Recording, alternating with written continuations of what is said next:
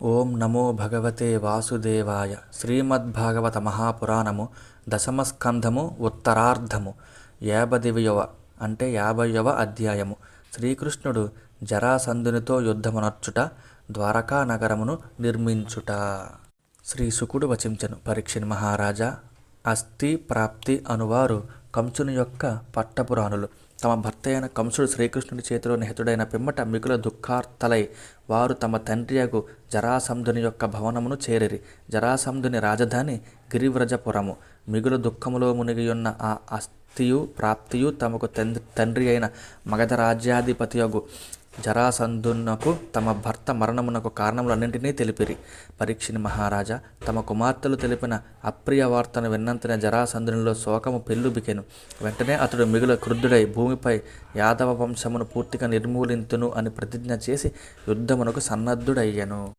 వెంటనే ఆ మగధ రాజు 23 అక్షౌహిణుల సైన్యముతో వెడలి యదువంశీయుల రాజధాని యగు మధురా నగరమును నలువైపుల నుండి ముట్టడించెను. అప్పుడు చెలియలి కట్టను దాటి పొంగి పొరలి వచ్చుచున్న సాగరము వలెనున్న జరాసంధుని సైన్యము తమ మధురాపురమును చుట్టుముట్టి ఉండుటను పురవాసులు అందరూ ఆ దృశ్యమును గాంచి భయవ్యాకుల చిత్తులగుటను శ్రీకృష్ణుడు గమనించెను. అంతటా కారణజన్ముడైన శ్రీకృష్ణ భగవానుడు తన అవతార ప్రయోజనములను గూర్చియు ఆ సమయమున దేశకాలములకు అనుగుణముగా తన కర్తవ్యమును గురించి ఆలోచించెను. ప్రస్తుతము జరాసంధుని అధీనములోనున్న ఇతర రాజులందరూ తీసుకుని వచ్చిన చదురంగ బలములన్నీయును అతని వశములో ఉన్నవి. భటులు, అశ్వములు, రథములు, గజములు, వాటి సంఖ్య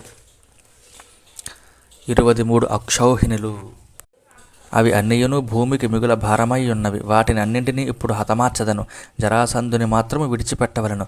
అతని కడ ఇంకనూ పెద్ద సంఖ్యలో బలములు మిగిలి ఉన్నవి. వాటిని కూడా చంపినచో మరికొంత భూభారము తొలగును. అందువలన ప్రస్తుతము అతడు హంతవ్యుడు కాడు.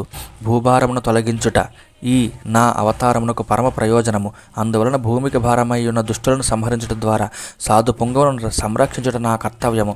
అంతేకాదు కాలానుసారముగా తల ఎత్తుచుండెడి అధర్మమును రూపుమాపుటకును ధర్మ పరిరక్షణ చేయుటకును నేను పెక్కు అవతారములను దాల్చెదను. కృష్ణ భగవానుడు ఇట్లు ఆలోచించుచుండగా ఆకాశం నుండి 2 రథములు వచ్చి అచట నిలిచెను. అవి సూర్యప్రభలతో వెలుగొందుచున్నవి. సారథులతో ధ్వజ కవచాదులతో విలసిల్లుచున్నవి. ప్రాచీన దివ్యాయుధములను అప్రయత్నముగా అచటికి చేరెను. వాటిని చూచి శ్రీకృష్ణుడు తన అన్నయ్యకు బలరామునితో ఇట్లనెను. పూజ్యుడమైన సోదర, ప్రస్తుతము యాదవులకు పెను ఆపద వచ్చి పడినది. వారిని రక్షించుటకు నీవే సర్వసమర్థుడవు. ఇదిగో చూడుము, నీ కొరకై ఒక రథము, నీకు ప్రియమైన కవచము, హలము సలాది ఆయుధములు సిద్ధముగా ఉన్నవి. ప్రభు, రథమును అధిరోహింపము. శత్రు సైన్యములను పరిమార్చి మన వారిని అందరినీ ఈ ప్రమాదం నుండి కాపాడము. శత్రులను నిర్మూలించి సాధువులకు మేలు చేయుట కొరకే గదా మనం అవతరించినది. కనుక అన్న 23 అక్షౌహిణుల సంఖ్యలో తరలి వచ్చిన శత్రు సైన్యములను సంహరించి భూభారమును తొలగింపుము. బలరామకృష్ణులు ఈ విధముగా నిశ్చయించుకుని కవచములను ధరించి రథములపై ఆసీనులైరి. వారు తమ ఆయుధములను గైకుని స్వల్ప సైన్యముతో మధురా నగరం నుండి బయలుదేరిరి. శ్రీకృష్ణుని సారథి అయిన దారుకుడు ఆయన రథమును నడుపుచుండెను. పురము నుండి వెలువడినంతనే శ్రీకృష్ణుడు తన పాంచజన్య శంఖమును పూరించెను. శత్రుభయంకరమైన ఆ శంఖధ్వని చెవుల సోకినంతనే పరసైన్యముల గుండెలు అవిసిపోయెను, శరీరములు వణికిపోయెను. అంతటా జరాసంధుడు వారిని బలరామకృష్ణులను చూచి ఇట్లనెను. కృష్ణ పురుషాధమ, నా ముందు నీవు ఒక బాలుడవు. నీతో తలపడుటకు నాకు సిగ్గనిపించుచున్నది. కనుక నేను నీతో యుద్ధము చేయుటకు ఇష్టపడను. నీవు బంధువులను చంపిన నికృష్టుడవు. నీ ప్రాణములను కాపాడుకొనుటకై నీవు ఇంతవరకును ఎచట దాగికొని ఉంటివి. నీ వంటి పిరికి పందతో నేను యుద్ధము చేయను. బలరామ, నీకు యుద్ధము చేయువలయునను ఉబలాటమున్నచో ధైర్యమును కూడగట్టుకుని నాతో పోరు సల్పుము. పారిపోవలదు. నా శరముల ధాటికి నీ దేహము ముక్కలు కాక తప్పదు. నీవు స్వర్గమునకు చేరుట తథ్యము. నీకు సామర్థ్యము ఉన్నచో నన్ను జయింపుము. అంతట కృష్ణ పరమాత్మ ఇట్లనెను. మగధరాజా, నిజమైన శూరులు తాము పొగడుకొనరు. ఇట్లు ప్రగల్భములాడరు. యుద్ధమున తమ పౌరుషమును ప్రదర్శింతురు. చావుముడిన రోగి వలె ఏమేమో ప్రేలుచున్నావు. కనుక నీ మాటలను సరుకుగొనుము. శ్రీ శుకుడు నుడివెను. పరీక్షిన్ మహారాజా, వాయువు మేఘములచే సూర్యుని, ధూళులచే అగ్నిని కప్పివేసినట్లు జరాసంధుడు బలీయమైన తన సైన్యములతో బలరామకృష్ణుల ఎదుట నిలిచి వారిని, వారి సైన్యములను, రథములను, ధ్వజములను, అశ్వములను, సారథులను కప్పివేశను. అప్పుడు మధురానగర స్త్రీలు తమ అంతఃపురముల పైనను, భవనముల మీదను, పురద్వారముల యందును చేరి ఉత్సాహముతో యుద్ధ దృశ్యములను తిలకించుచుండిరి. కానీ సమర రంగమున గరుడధ్వజముతో ఒప్పుచుండెడి శ్రీకృష్ణుని రథము తాళధ్వజముతో వెలసిల్లుచుండెడి బలరాముని రథము కనపడకపోవటచే వారు మిగుల దుఃఖించుచు మూర్ఛితలైరి. సురాసురులకును పూజార్హమైన బలరామకృష్ణుల సైన్యమును శత్రుసేనలని మేఘములు దుస్సహమైన తమ బాణములని వర్షధారలచే బలముగా దెబ్బతీయుచుండెను. ఆ దృశ్యమును గాంచి శ్రీకృష్ణుడు వెంటనే సర్వశ్రేష్టమైన తన సాజ్గ ధనస్సును చేబూని శత్రు భయంకరముగా ధనుష్టంకారమునర్చెను. అనంతరము శ్రీకృష్ణుడు తన తూనీరము అమ్ముల పొది నుండి బాణములను గ్రహించుచు నారిని సారించుచు ఎడతెరిపి లేకుండా శత్రుసేనలపై శరపరంపరను ప్రయోగించుచుండెను. వాటి ధాటికి తట్టుకొనలేక శత్రుపక్షమునందుల రథములు, గజములు, అశ్వములు, పదాతి దళములు నేలగూలుచుండెను. అప్పుడు ఆ స్వామి ధనుస్సు అలాత చక్రము వలె త్రిప్పుచున్న కొరవి వలె ఒప్పుచుండెను. శ్రీకృష్ణుని యొక్క బాణముల దెబ్బకు జరాసంధుని సైన్యమునందలి గజములు తమ కుంభస్థలములు పగిలిపోగా నేలగూలెను. అశ్వములు మెడలు తెగి నేలపాలయ్యను. రథములు శిథిలములయ్యను. రథములకు పూంచిన అశ్వములు మట్టి గర్చెను. ధ్వజ పతాకములు ముక్కలయ్యను. సారథులు నిహతులయ్యిరి. కాల్బలముల భుజములు, తొడలు, మెడలు తెగి కథన రంగమునందు పడిపోయెను. పరీక్షిణి మహారాజా, మిగుల పరాక్రమశాలి అయిన బలరాముడు మదోన్మత్తులైన శత్రుసేనలను తన ముసలాయుధముతో చుతుకబాదుచుండగా జరాసంధుని సైన్యముకు నందలి కాల్బలములు, గజములు, అశ్వదళములు మిక్కిలి గాయపడెను. వాటి శరీరముల నుండి స్రవించుచున్న రక్తపుటేరులు వందల కొలది నదీ ప్రవాహమును తలపింపజేయుచుండెను. ఆ శత్రుసేనల భుజములు సర్పముల వలెను, యోధుల శిరస్సులు తాబేళ్ల మాదిరిగను, చావు దెబ్బతిరిన గజములు ద్వీపముల చందమున, అశ్వములు మొసళ్ల రీతిగను కన్పట్టుచు అంతటను వ్యాపించియుండెను. సైనికుల చేతులు, తొడలు చేపల వలెను, వారి కేశముల నాసు రీతిగను తోచుచుండెను. ఆ రక్త ప్రవాహములలో ధనస్సులే తరంగములు, ఆయుధములే తుప్పలు, రథచక్రములే భయంకరములైన సుడులు, అమూల్యములైన మనులు, ఆభరణములే శిలలు, కంకర రాళ్ళు. యుద్ధరంగమునందలి ఈ దృశ్యములన్నీయును భీరువులకు భయమును కలిగించుచుండెను, ధీరులకు హర్షమును కూర్చుచుండెను. మహారాజా, జరాసంధుని అధీనములోనున్న మహాసైన్యము సముద్రము వలె అపారమైనది, చొరరానిది, మిగుల భయావహమైనది. ఆయనను జగదీశ్వరులైన బలరామకృష్ణులకు ఆ సైన్యములను దెబ్బతీట ఒక బాల్య క్రీడ వలె ఉండెను. మహారాజా, శ్రీకృష్ణుని గుణములు అనంతములు. ఆ పురుషోత్తముడు ముల్లోకముల సృష్టి, స్థితి, లయములను అవలేలగా వనొచ్చుచుండెను. అట్టి మహాత్మునకు శత్రుపక్షములను నిగ్రహించుట ఏమాత్రమూ ఆశ్చర్యకరమైన విషయము కాదు. కానీ మానవులను అనుకరించే ఆయన లీల వర్ణింపబడుచున్నది. బలరాముడు మిగుల బలశాలి అయిన జరాసంధుని విరధుని గావించెను. అతని రథమును శిథిలమునర్చెను. అతని సేనలను హతమార్చెను. ఫలితముగా ఆ మగధరాజు ప్రాణమాత్రావశిష్ఠుడయ్యను. అంతటా బలరాముడు తన పరాక్రమముతో ఒక సింహమును మరి ఒక సింహము వలె జరాసంధుని పట్టుకొనెను. జరాసంధుడు ఇంతకు ముందు శత్రుపక్షమునందుల యోధులను పెక్కుమందిని హతమార్చియుండెను. అట్టి మగధరాజును బలరాముడు వరుణపాశములతో, మానుషములైన పగ్గములతో బంధింపదొడంగెను. అప్పుడు అన్న జరాసంధునితో ఇంకనూ పనియున్నది అని నచ్చజెప్పి శ్రీకృష్ణుడు బలరాముని ప్రయత్నమును విరమింపజేశాను. తన పక్షమునందలి పెక్కుమంది వీరులకు గౌరవపాత్రుడైన వాడు జరాసంధుడు. జగదీశ్వరులైన బలరామకృష్ణులు అతన్ని జయించియు కనికరించి విడిచిపెట్టిరి. కానీ ఆ మగధరాజు దానిని పరాభవముగా భావించి అందులకు మిగుల సిగ్గుపడెను. అంతటా తపస్సు చేసుకున్నట్టుకు పోయేదను అని సంకల్పించెను. కానీ శిశుపాలాది రాజులు త్రోవలో అతనిని అడ్డుకొని ఇట్లు పలికిరి: మహారాజా, అల్పులైన ఈ యాదవులు మహావీరుడైన నిన్ను ఎట్లు పరాభవింపగలరు? ఇది అంతయును నీ ప్రారబ్ధ కర్మ ఫలము.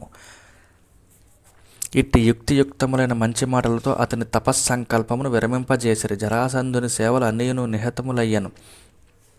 అవతార పురుషుడైన బలరాముడు బృహద్రథుని కుమారుడైన ఆ మగధ పతిని దయతో విడిచిపెట్టెను. అంతటా అతడు జరాసంధుడు దైన్యముతో మగధ దేశమునకు చేరెను.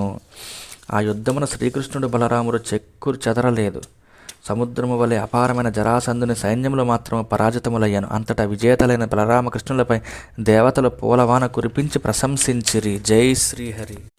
శత్రుబాధ తొలగిపోయినందులకు సంతోషముతో పొంగిపోవచ్చు మధురానగర ప్రజలు ఆ మహాత్ములను సమీపించి వారి విజయములను గానము చేయసాగిరి.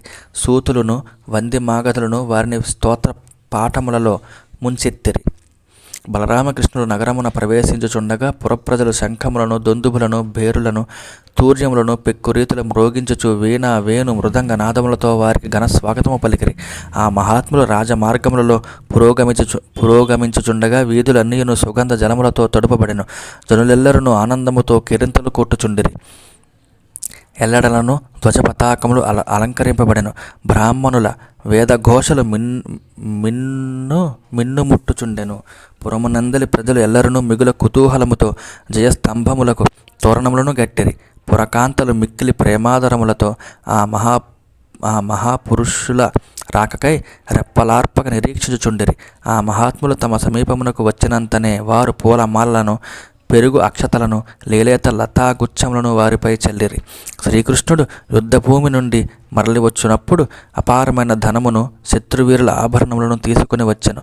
వాటినన్నింటినీ ఆ ప్రభువు ఉగ్రసేన మహారాజునకు సాదరముగా సమర్పించెను. పరీక్షిని మహారాజా, ఈ విధముగా జరాసంధుడు ప్రతి పర్యాయము 23 అక్షౌహిణుల బలములతో 17 సార్లు దండెత్తి వచ్చి కృష్ణుని రక్షణలో ఉన్న యాదవ యోధులతో యుద్ధమునర్చెను. ప్రతి పర్యాయము వృష్ణివంశీయులు యాదవులు శ్రీకృష్ణుని ప్రభావముతో మగధరాజ సేనలను మట్టి గరిపించిరి. అంతటా జరాసంధుడు తన సేవలన్నీయును హతమైపోవుచుండగా బలరామాదుల దయతో బయటపడుచు తన రాజధానికి మరలిపోవచుండెను. తిరుగులేని మహాయోధుడైన కాలయవనుడు వృష్ణివంశజులు కూడా తన ఎంతటి శక్తిశాలులని నారదుని వలన వినినప్పటి నుండి వారిని దెబ్బతీయవలన సంకల్పముతో నుండెను. జరాసంధుడు 18వ పర్యాయము మొదలుపై దండెత్తి రాకముందే మహావీరుడైన కాలయవనుడు నారదుని ప్రేరణతో మధురానగర వాసులతో యుద్ధమునొచ్చుటకు సన్నద్ధుడయ్యను.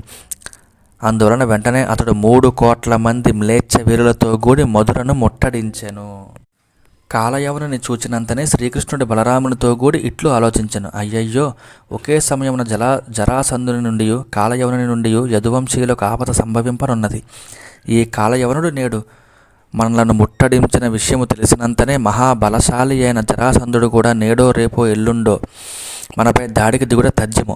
మనకును కాలయవనునకును మధ్య యుద్ధము జరుగుచున్నప్పుడు మిగుల బలశాలి అయిన జరాసంధుడు మనలను ముట్టడించినచో అతడు మన యాదవ వీరులను అందరినీ చంపును, లేదా వారిని బంధించి తన గిరి వ్రజపురమునకు తీసుకుని వెళ్ళును. అందువలన నేడే మానవులకు ప్రవేశింపరాని ఒక జలదుర్గమును నిర్మింతము. మన వారిని అందరినీ అతడు సురక్షితముగా నిలుపుదము. పిదప మనము కాలయవనునిపై దెబ్బతీయుదము. ఈ విధముగా బలరాముడితో సంప్రదించిన పిమ్మట కృష్ణ భగవానుడు సముద్రము మధ్యయందు అద్భుతము, ఆశ్చర్యకరము అయిన రీతిలో ఒక మహానగరమును 12 యోజనముల విస్తీర్ణముతో విశ్వకర్మచే నిర్మింపజేసెను. ఆ నగరము విశ్వకర్మ యొక్క విజ్ఞానమునకును ఆ మహాత్ముని శిల్ప కౌశలమునకును నిదర్శనముగా నుండెను. ఆ పురమునందలి రాజమార్గములు, కూడలు, వీధులు వాస్తుశాస్త్ర ప్రకారము నిర్మితములైనవి. అందు దివ్య వృక్షములు, లతలతో కూడిన ఉద్యానవనములు, చిత్ర విచిత్రములకు విహార ఉపవనములు శోభిల్లుచుండెను. అందలి బంగారపు శిఖరములు ఆకాశమును తాకుచుండెను. స్ఫటికములతో నిర్మితములైన కోట బురుజులు, గోపురములు దర్శనీయముగా ఉండెను. అందలి కోష్టములు, ధాన్యాగారములు, అశ్వశాలలు, సామాగ్రి ఉంచే గదులు మొదలగునవి వెండితో, ఇత్తడితో నిర్మింపబడినవి. అవి బంగారు కలశములతో అలంకృతములైనవి. అందలి గృహములు రత్నములు పొదిగిన బంగారు శిఖరములచే ఒప్పుచున్నవి. ఆ భవనముల యందలి స్థలములు మరకత మనులతో శోభిల్లుచున్నవి. అందు దేవతా విగ్రహములు, చంద్రశాలలు మనోజ్ఞముగా తేజరిల్లుచున్నవి. 4 వర్ణముల వారికిని అనువగు భవనములు విడివిడిగా నిర్మింపబడినవి. యదువంశ శ్రేష్ఠులైన ఉగ్రసేన మహారాజునకును, వసుదేవునకును, శ్రీకృష్ణ బలరామాదులకును వేర్వేరుగా మహాసౌధములు సిద్ధపరచబడినవి. దేవేంద్రుడు శ్రీకృష్ణుని కొరకే సుధర్మ అను పేరుగల సభాభవనమును, పారిజాత వృక్షమును ఆ నగరమున నెలకొల్పెను. ఆ సుధర్మలో ఉన్న వారికి ఆకలి దప్పుల యొక్క, శోక మోహముల యొక్క, జరా మరణముల యొక్క బాధలు లేకుండును. మహారాజా, వర్ణదేవుడు శ్రీకృష్ణునకు తెల్లని గుర్రములను పంపెను. వాటికి ఒక చెవి నలుపుగా నుండెను. అవి మనోవేగముతో సాగిపోగలవు. ధనపతియు లోకపాలుడు అయిన కుబేరుడు అష్టనిధులను సమర్పించెను. శ్రీకృష్ణుడు లోకపాలకులను అందరికీ వారి అధికార నిర్వహణమునకు వివిధములకు శక్తులను, సిద్ధులను ప్రసాదించియుండెను. వారు అందరూ ఆ ప్రభువు ఈ లోకమును అవతరించినంతనే వాటిని అన్నింటినీ ఆ స్వామికి సమర్పించిరి. శ్రీకృష్ణుడు తన యోగమాయా ప్రభావముచే ప్రజలను అందరినీ ద్వారకాపురికి చేర్చెను. పిమ్మట ఆ ప్రభువు మధురకు చేరి బలరామునితో చర్చించి పద్మమాలాధారి అయి నిరాయుధుడిగా ఆ పురద్వారము నుండి బయటకు వచ్చెను. జై శ్రీహరి.